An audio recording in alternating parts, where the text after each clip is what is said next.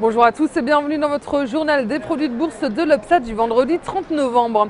Du vert à nouveau pour le marché parisien pour la troisième séance d'affilée avec une hausse d'1,53% à 3568 points, soit quasiment son plus haut de l'année. Les investisseurs sont rassurés par la perspective d'un accord politique sur la question du mur budgétaire. Ils étaient encouragés hier aussi par une série de bonnes nouvelles macroéconomiques en provenance des États-Unis. Et si l'on ajoute à cela le récent accord conclu sur la Grèce, eh bien on voit que les marchés d'actions sont moins frileux, les investisseurs reprennent confiance et passent à l'achat.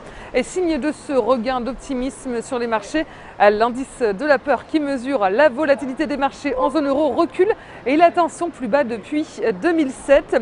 Les valeurs du CAC terminent presque toutes dans le vert, les valeurs cycliques sortent du lot comme Bouygues et ST Microelectronics à respectivement plus 85 et plus 4%.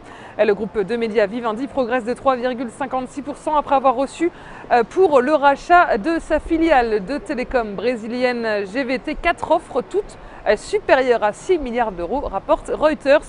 Seule baisse du CAC, eh bien, c'est l'électricien EDF qui lâche 0,98%.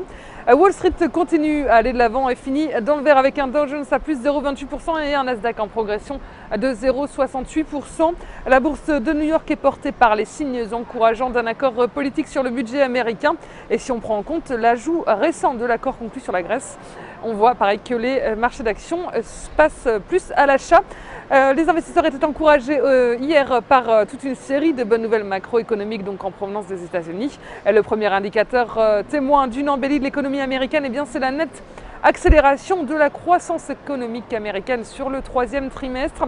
Les inscriptions hebdomadaires au chômage sont une nouvelle fois en baisse pour la deuxième semaine consécutive et puis les ventes de logements anciens augmentent un peu moins que prévu sur le mois d'octobre.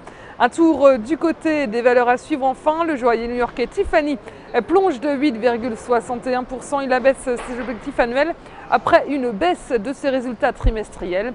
Barnes & Noble chute également de 8,95% à cause de pertes plus fortes que prévues de sa branche numérique MOOC. Et enfin, et si on regarde du côté des devises, eh bien l'euro gagne 0,18% à 1,2974 $. Et le baril de Brent de la mer du Nord s'échange à 110,42 $. La valeur du jour, c'est aujourd'hui le groupe bancaire Société Générale. Graphiquement, le titre évolue au sein d'un canal ascendant et s'est affranchi de la résistance technique à 27 €. Et par ailleurs, le RSI journalier vient de rebondir sur une oblique haussière, étant que le support est à 25,65 €. Le biais est haussier vers 29,70 €. La stratégie qui vous est proposée pour jouer cette valeur, c'est l'achat du Warrant Call Société Générale à 2735 T d'Unicredit au prix d'exercice de 30 € et d'échéance au 1er mars 2013. Voilà, c'est tout pour aujourd'hui. Très bonne journée et à lundi.